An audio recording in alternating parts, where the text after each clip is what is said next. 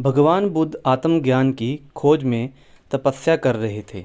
उनके मन में विचित्र प्रकार के प्रश्न उमड़ रहे थे।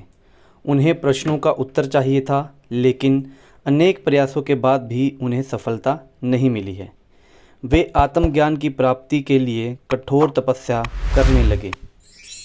अनेक कष्ट सहन किए, कई स्थानों की यात्राएं की, परंतु जो समाधान उन्हें चाहिए था वह उन्हें मिला नहीं।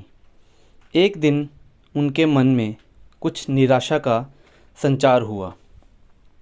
सोचने लगे, धन, माया, मोह और संसार की समस्त वस्तुओं का भी त्याग कर दिया, फिर भी आत्मज्ञान की प्राप्ति नहीं हुई।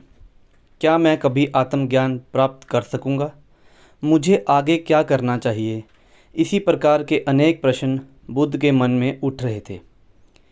तपस्या में सफलता की कोई किरण दिखाई नहीं दे रही थी और इधर बुद्ध ने प्रयासों में कोई कमी नहीं छोड़ी थी। वे उदास मन से इन्हीं प्रश्नों पर मंथन कर रहे थे। इसी दौरान उन्हें प्यास लगी। वे अपने आसन से बैठे और जल पीने के लिए सरोवर के पास गए। वहाँ उन्होंने एक अद्भुत दृश्य देखा।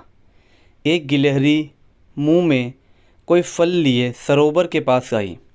फल उससे छूटकर सरोवर में गिर गया। गिलहरी ने देखा, फल पानी की गहराई में जा रहा है। गिलहरी ने पानी में छलांग लगा दी। उसने अपना शरीर पानी में भिगोया और बाहर आ गई। बाहर आकर उसने अपने शरीर पर लगा पानी झाड़ दिया और पुनः सरोवर में कूद गई। उसने ये क्रम जारी रखा।